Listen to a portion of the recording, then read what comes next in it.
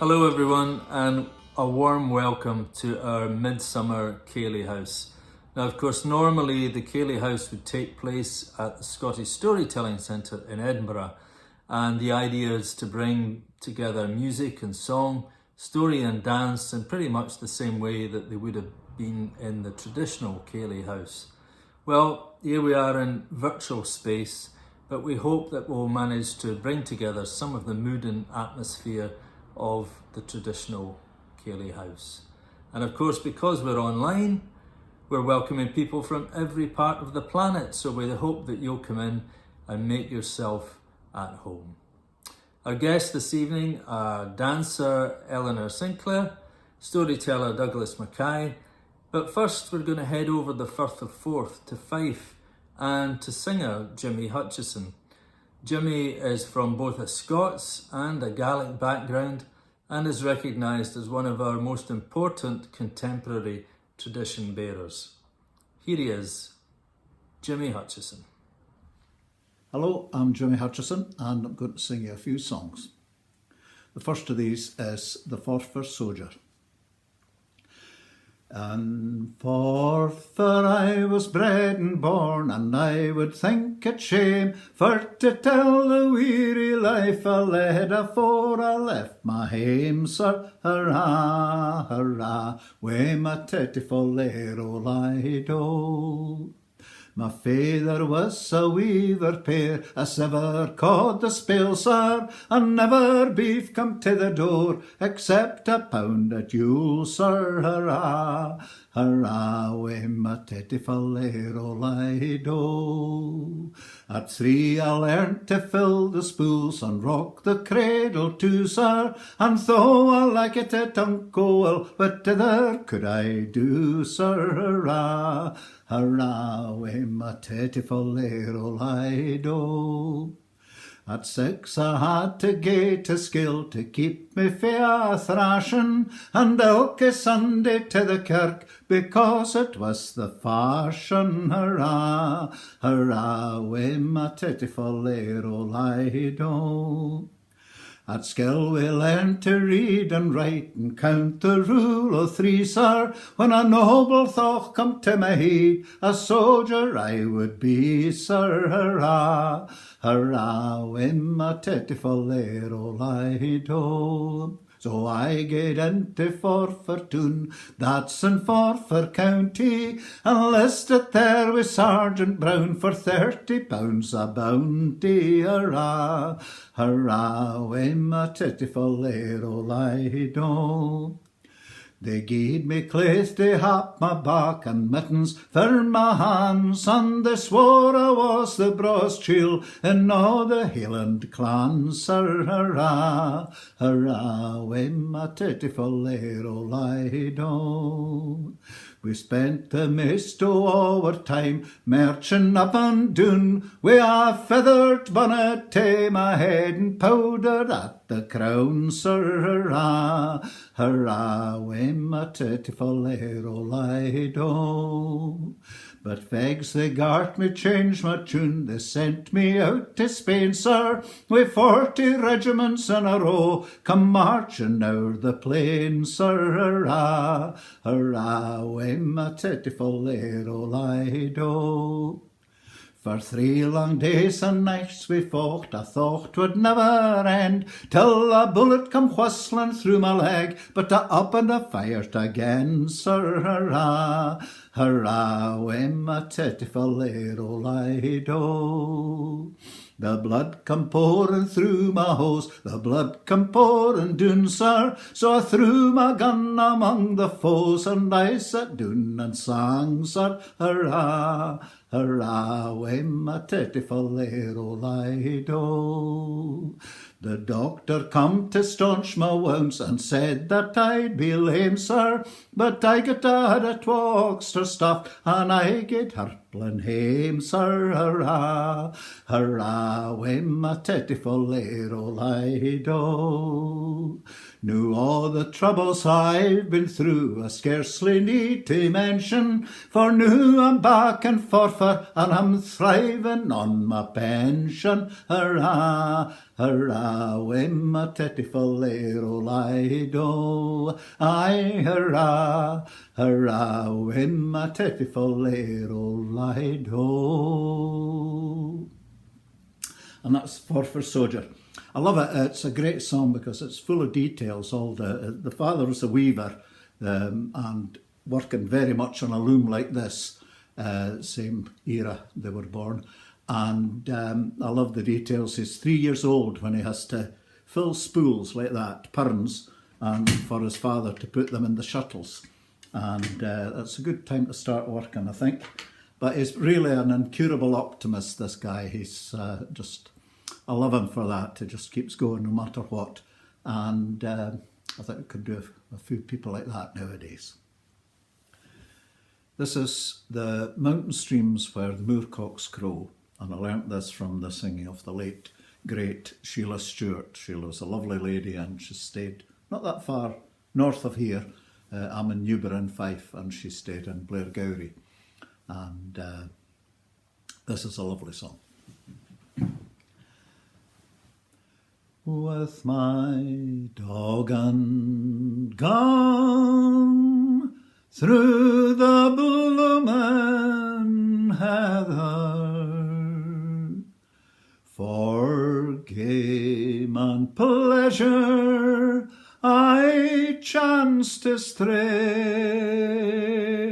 I fell in with a lovely fair maiden, whose sighs enticed me sometime to stray. No, said I, fair maid, you will find I love you. Tell me your name and your dwelling too. Excuse my name, sir. You'll find my dwelling by the mountain streams where the moorcocks crow. No, says I, fair maid, if you wed a fair mar, you'll be tied for life to a plot o' land. But I'm a roving Johnny, if you gang with me, we'll have nae ties, so give me your hand. But if my parents knew that I loved a rover, that I know would be my overthrow, so I'll stay at home for another season by the mountain streams where the moorcocks crow. So it's fare ye will for another season.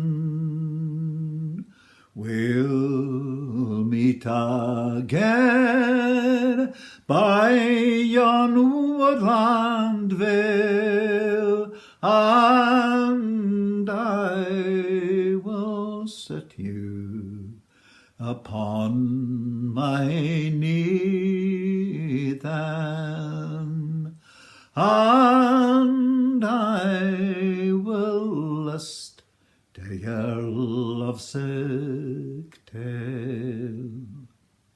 Then it's arm in arm we will go together,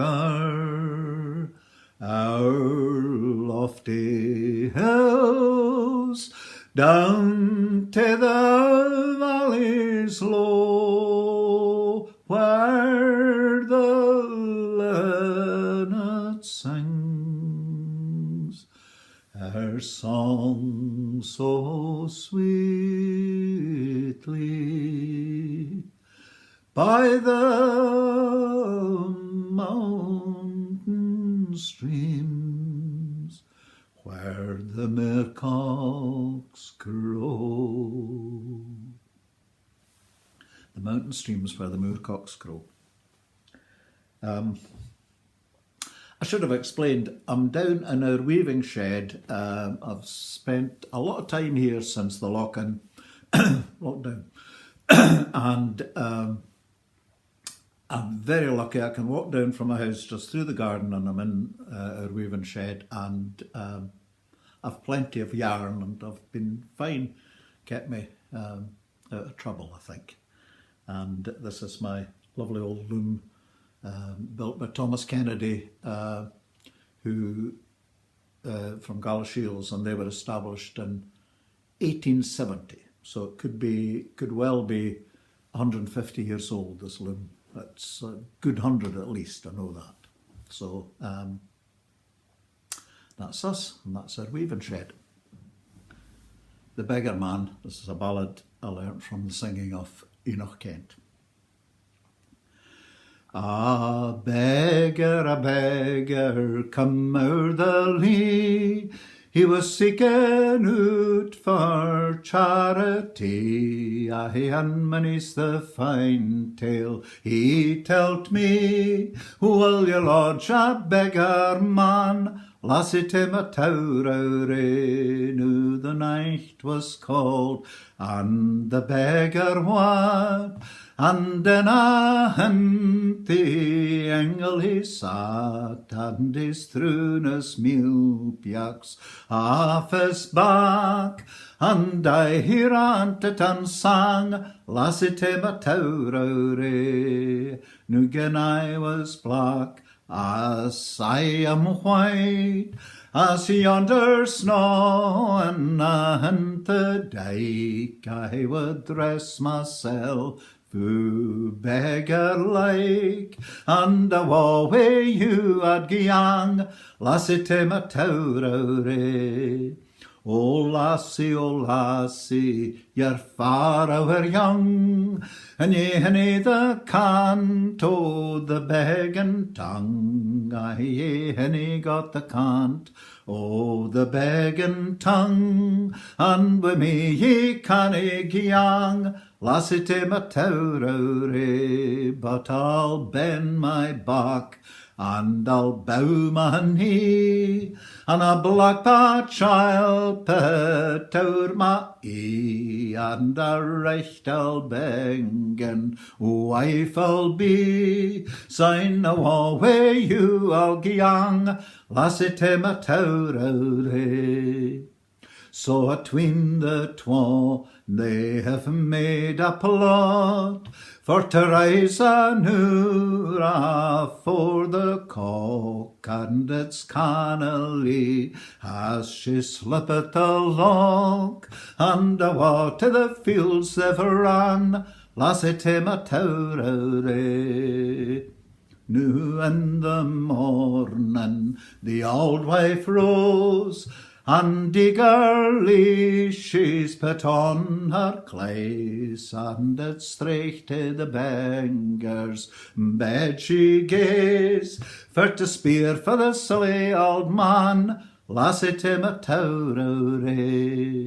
But when she got where the beggar lay, the straw was cold and he was away, and she's lifted up her arms, crying walla day. His only o'er get gear gain, lassie to my tower. Some gae to the coffers and some to the kist, but naught was stolen nor was missed. So she's lifted up her arms, crying the Lord be praised. We have lodged an honest old man, lassie to my tower. But a servant came where the doctor lay, and the sheets were cold and she was away, and it straight to the old wife she did say, she's a war with a beggar man, lassie to my tower.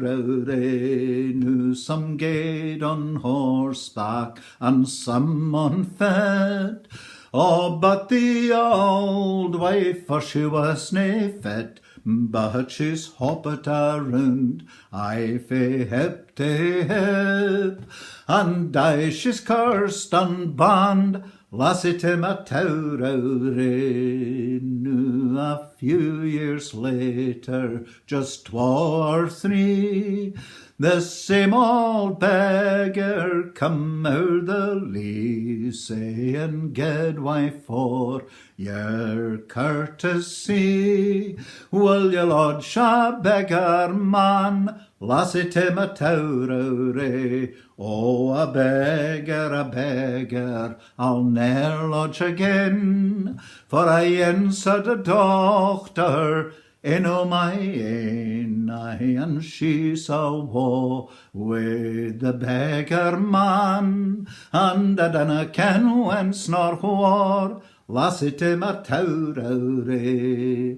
Oh, yonder she's comin' out o'er the lea, she's many's the fine tale to tell ye. She's got a baby dangling at her knee, and another yen comin' on, lassie to my tower. Aye, it's yonder she's comin' out o'er the bower, with silks and satins and many's the flower, and she's lifted up her arms, aye, and praise the hour that she gaed with a beggar man, lassie to my tower.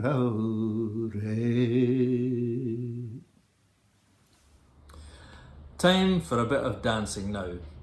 Now, there are many intertwining dance traditions in Scotland, but one of the most prominent of those is highland dancing, which is practiced by people throughout the world, and it's a bit of highland dancing that we're going to see tonight.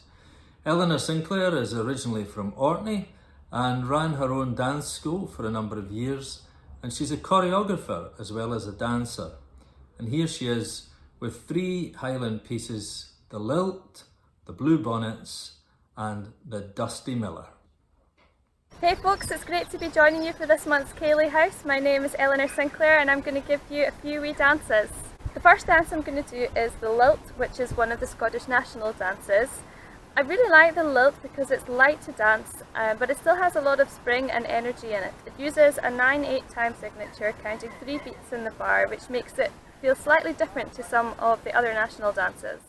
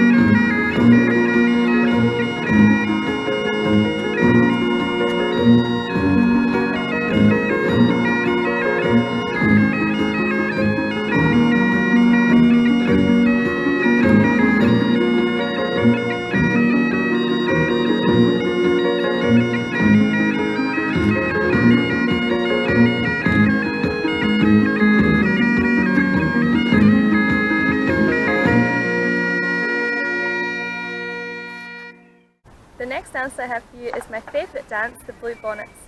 It's also one of the Scottish national dances, and like the lilt, it's quite light and springy, but it has a lot more glide and elegance to it, I think. The Bluebonnets, like many of the highland and national dances, has a selection of narratives relating to its origins, and in this case the connotations are of a flirtatious and military nature. But for me it's just really fun to dance. You really have to know where your feet are in this one.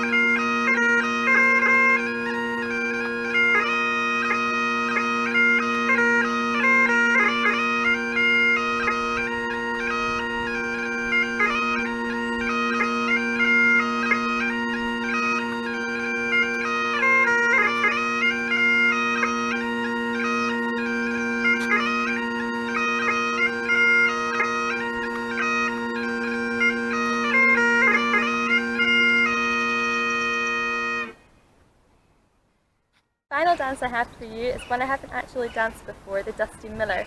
It's not one of our competition dances, so it's a bit less common, but with all the time that I've had to spend at home recently, it seemed a good idea to have a go at learning some of the other dances that I have the scripts for.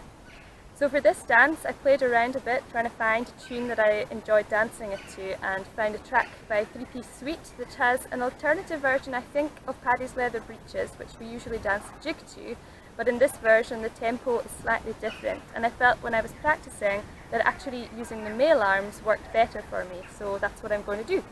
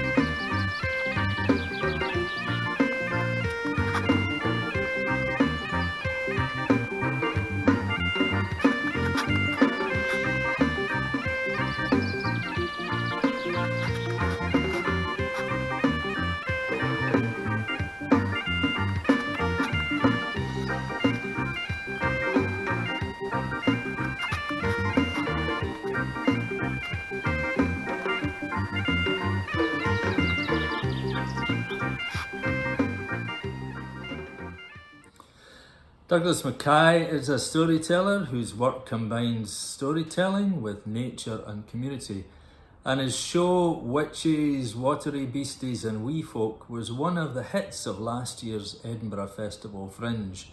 And normally Dougie would expect to be out doing gigs and festivals this summer, but we're delighted to invite him to our virtual hearthside here in the Ceilidh House. Douglas Mackay. Welcome to the storytelling part of the Ceilidh House. And I thought, being midsummer, that maybe we could step outside and enjoy this fine Scottish midsummer's afternoon. Right here in the woods, just outside a little place called Scotland Well, and you can hear the birds very happily singing just now. And with that in mind, with these longer days being a fine time to get outside and enjoy nature in all its abundance at this time of year, it put a certain story in mind. And I think I'm going to tell one that I've never told before. But I think maybe sometimes at midsummer, around this time of year, we feel that little bit more adventurous. And in the spirit of adventure, I thought I could try a new story, if you're up for that. Are you ready for a story? Well, let's begin. A long time ago, way down in the borderlands between Scotland and England, nestled between two rolling hills, there was a cottage, and inside that cottage lived a woman and her 2 sons. They were poor. Life was tough. Chopping wood, gathering water from the well or from the river, tending the crops, back-breaking work, and they were so poor they could barely afford any food. Oatmeal for porridge. All their tools were old and rusted and hard to work with. Their clothes were threadbare.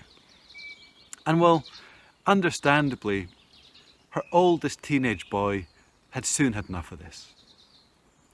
He'd heard great stories of far-off exciting places like Edinburgh and Falkirk and all sorts. And he said, "Mother, I'm off. I need to go and find my fortune. What is there for me in a wee place like this?" And she knew she couldn't step in his way. She said, "Very well, son. Take this, go to the river and bring back some water. And with the water you bring back, I will make you a snack. I will bake you a bannock that you can take on your adventure." Well, she gave him a sieve. She gave him a cracked bowl, and as he looked at these 2 items with disdain, he made his way down to the river. The meandering river Tweed. And as he placed one into the river and pulled up its water, psh, it all fell through. He scooped it again, psh, it all fell through. And in between the bubbling of the river and the tsh-ing of the water flowing through the sieve, he heard a sound.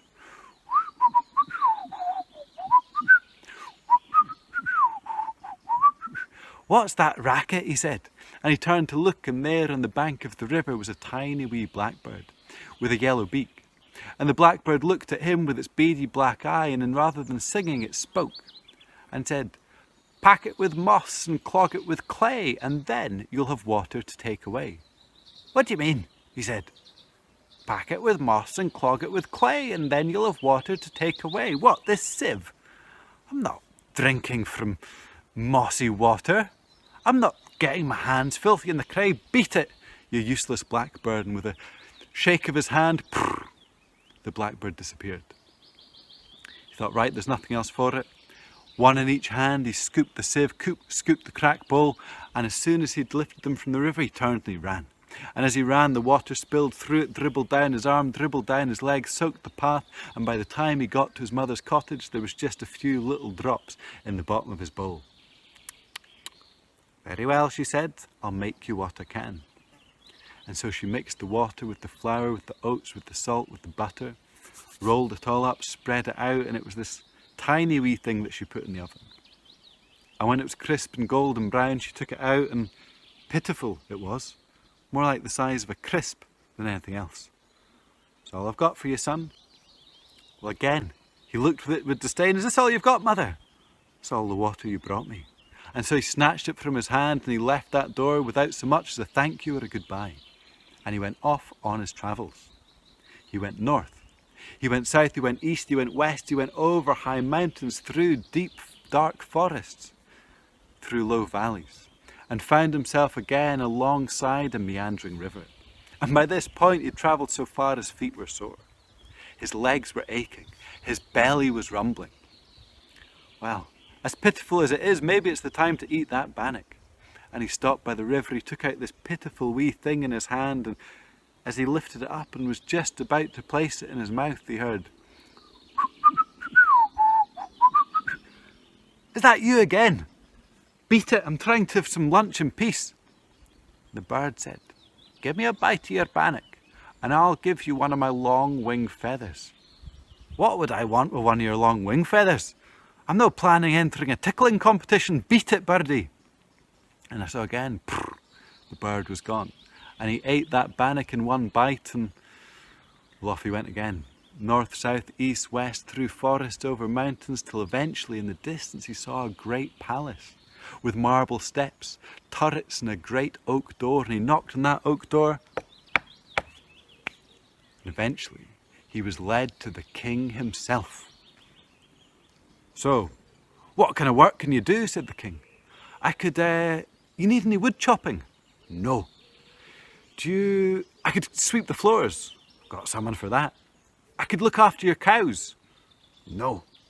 "Well, you must need something doing around here. It's a huge place with fancy gardens. Surely there's something I can do that would be helpful," said the boy. And the king looked at him through narrowed eyes and said, "Are you any good at herding hares?" Herding hares? Like the wee rabbit things? Well, the boy had never heard of such a ridiculous thing in all his life. He'd heard of herding sheep, he'd heard of herding cows, even herding a couple of rogue goats or two, but never herding hares. What choice did he have? "I tell you, sire, I'm the finest herder of hares in all the borderlands. I won't let you down. I will take care of your hares. They will come back like a dream." And the king said, "Very well. For if you speak the truth, you will be finely rewarded."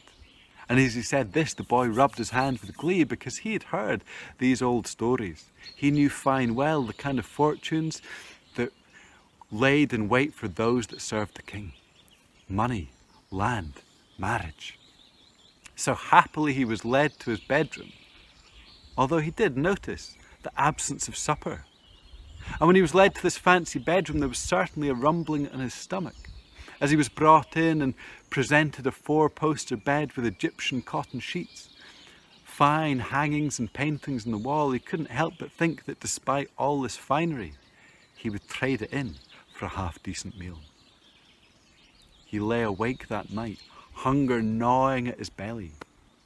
And when he finally fell asleep, he fell into a deep, fitful state of sleep, tossing and turning. He awoke well after the crow of the cockerel. By the time he got downstairs, there was no porridge, there was no tea, no breakfast. He was led, bleary-eyed, miserable, to the barn where the 24 hares were hopping, with one little lame one on the side. And miserably he led them out to the meadow, out to the field. And as those hares hopped and they nibbled sweet grass, as they sniffed fragrant flowers, as they played in the bushes, he thought, as he saw them nibbling, how he could do with something to nibble on himself. If only I had another bannock, he thought. If only the king had given me breakfast. Well, surely it's the king's duty to feed me something. And as he saw these hares hopping about, he thought, surely the king won't miss one of these 25 hares. So he crept up. And he lunged at a hare, but it hopped out the way much quicker than he. And he ran after another, but whoosh, 45 miles an hour a hare can run. This boy was nowhere close. And as these hares scarpered and dashed and jumped, and he couldn't get close, he looked back to where he'd started, and there was that one little lame hare. And as he approached that little lame hare, and it looked up at him with its liquid brown eyes, and its nose twitched and its whiskers twiggled with fear. As he came and placed his hands upon it, he thought, can I kill this innocent, sweet creature to satisfy my own hunger? And after he'd thought about that for a few moments, he thought, yes, and he snapped its neck. And he took his knife and he cut open its belly, pulled its guts, took off its skin, kindled a fire, made a spit, and roasted that hare, turning it slowly on the spit, the fat dripping into the flames. He could barely contain himself. Once that flesh was browned, he took it and he ate it all in one, chewing its flesh, pulling, sucking the bones and the grease dribbling down his chin. Finally, his hunger was satisfied. And content with the sun shining up above his head in that midsummer's day, he slept. He slept in that beautiful meadow. When the laddie awoke, the sun was sinking lower in the western sky. Being midsummer, it was still fairly high, being in this part of the world, but he could tell it was an early evening by this point. The birds were had that lazy late afternoon, early evening lilt to their song.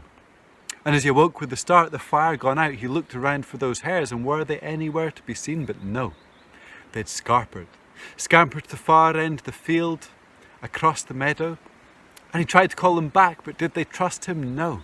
He tried to demand they come back to him right now. Were they interested? No. He tried to lure them back with dandelion leaf and sweet grass, but not the slightest interested. And eventually, regretfully, he had to make his way back to the palace empty-handed. And when the king asked him, "Where are my hares?" he had to admit that he'd lost them all. They'd been too quick. Even the wee one. Even the wee lame hare. How could you not catch that? Well, I could catch that, but that was the one I killed and ate. I was so hungry, he said. And as he announced this to the king's fist started trembling, clenched. His jaw hung open with shock. He shouted, "Off with his head!" And that was the end of the first laddie. A year and a day passed, and life was the same as it always was back in that little cottage in the borders nestled between two hills. The family was still poor, the mother and the one son that was left, and that one son, although he dearly cared for his mother and didn't want to see her stuck, said, "Mother, I need to leave. I know that my calling lies elsewhere. I need to follow in my brother's footsteps. And when I make my fortune, I won't forget about you. I'll send you some back, or you can come and join me in some place that will suit us much better than this wee hovel." And she knew, although she'd missed this dear boy, she couldn't stop him. She likewise sent him to the river. He took his sieve, he took his cracked ball, and when he got to the flowing banks of the River Tweed, what did he hear but what a sweet song. What a sweet sound of the birds singing, lilting in amongst the flowing waters. And as he listened to that, as he worked out how he was going to fill these two rather useless utensils, he heard not a song but speech, saying, "Stuff it with moss and pack it with clay, and then you'll have water to take away." A speaking bird, could this be true? Pack it with moss and stuff it with clay, and then you'll have water to take away. A fine idea indeed, birdie. You're smarter than you look. So indeed he grabbed the moss, the dry moss from the rocks along the edge of the river. He stuffed that in the bottom of the sieve. He dug the clay from the banks and stuffed that in on top of the moss, and then he was able to fill that sieve right up to the brim. With a wee nod and a wave to the blackbird, he turned, he walked back up to his mother's cottage and presented her with this water. And with that, she was able to roll a great bannock, put it in the oven, and when it was crisp and golden and the fresh scent of that baking filled the house, she took it, she cut it, she placed it in a knapsack, she gave it to the boy. And with tears in his eyes, he said goodbye to his dear old mother, and off he went. He went north, he went south, he went east, he went west, he went over great mountains, through deep valleys, traversed thick forests, and indeed found himself at the banks of a flowing river, hungry, tired. And as he sat down to eat his bannock, what did he hear but, "Birdie, is that you? Give me a bit of your bannock, and I'll give you one of my long wing feathers." "I didn't need one of your feathers, birdie, but here, I've got more than enough bannock." And he lifted up a few crumbs, and the birdie happily ate them. The birdie insisted he take one of his feathers, and as he plucked it, the feather grew. It became long. And the birdie instructed him to peel that feather, to cut it, to pierce it, and turn it into a whistle. And when he played that whistle, just as sweet as the bird had sung, if not sweeter. And so as he thanked the bird, and the bird fluttered away, he carried on playing. And as he played, well, he didn't walk north, south, east and west, he danced. He danced all the way over hills, he danced through the forest, he danced along the river till he came to that palace. And as he knocked on the big palace door, he danced his way in. He was led to the king, and when he heard the king's request, his requirement, herding hares. Well, I've never done such a thing, but I'll give it my best shot. That was good enough for the king. He was led upstairs, he was led to a fancy bedroom chamber, 4-poster bed, Egyptian cotton sheets.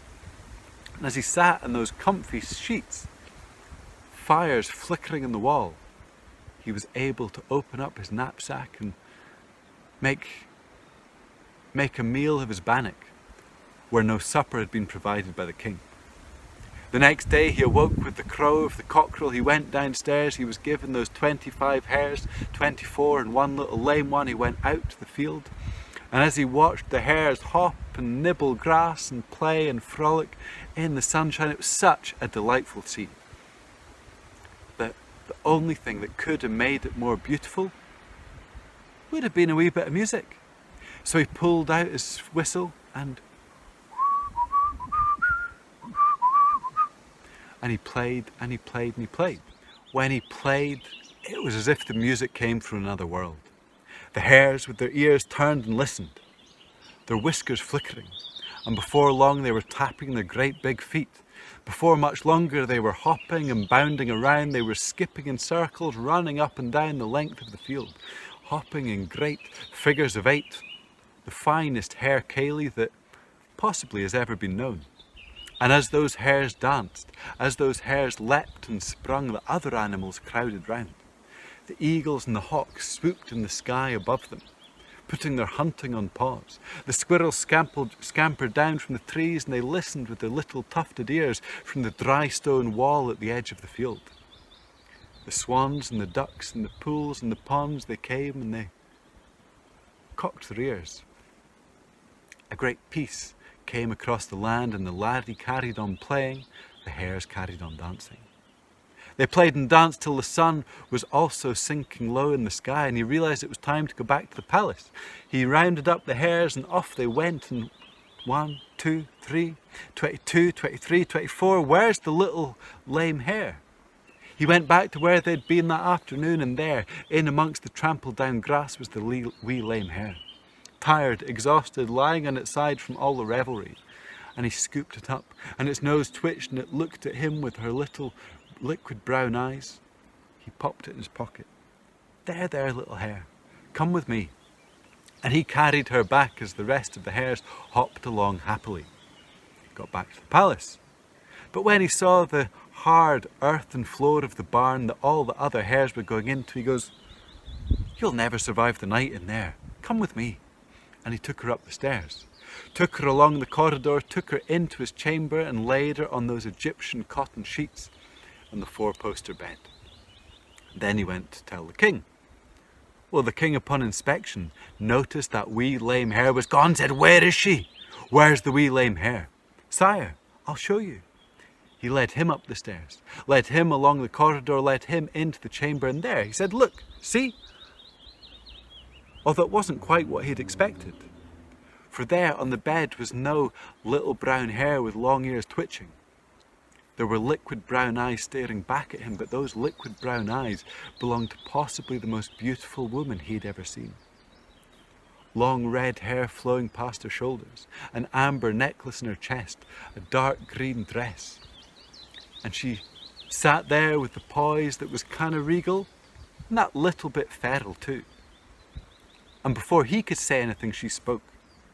She said, "Father, this laddie has broken the enchantment. This laddie knows how to play a tune so fine that even the hares leap and dance with joy. This laddie is the sort of laddie we need around here." Well, the king was a stern-faced chap, and he didn't look convinced, but whilst he was busy frowning, the princess looked at the laddie, gave him a wink, and he knew what to do. He took out his whistle and he started playing. And as he played, his music was so delightful it filled the room, and before long the frown softened on the king's face. Before much longer his foot was tapping, and before too much longer they were all dancing in that chamber. They danced down the corridor, they danced down the stairs, they danced into the great hall, and there were the servants dancing too. They had a Ceilidh to end all Ceilidhs. There was feasting, there was dancing, there was stories, there was singing, there was laughter, there was ale, there was probably a bit of whiskey. And those little hares, they came out the barn and they were hopping around dancing too, doing the eightsome reel. It was one of the finest ceilidhs ever known in that part of the country. And you know, the laddie played that finely that I think he softened that king's hard heart after all. He was allowed to stay. He sent for his mother, she came and she lived in the palace with them. And when that old king finally died, when the princess became queen, it said that she ruled that land well with that laddie who herded hares by her side. The music and the ceilidhs were renowned, and it said that when they played, and when the people and the hares danced together, that a great peace crossed the land.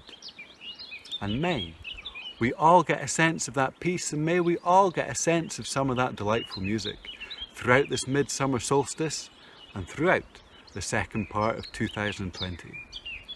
Thanks for listening. Well, thanks for joining us at the Midsummer Ceilidh House this evening, and we hope you've enjoyed our offerings wherever you happen to be. A huge thanks to our guests, Eleanor Sinclair, Jimmy Hutchison and Dougie Mackay. And if you'd like to know more about the work of Traditional Arts and Culture Scotland, you can check us out at our website, trackscotland.org, or on social media. That's it for now, but till next time, bye-bye.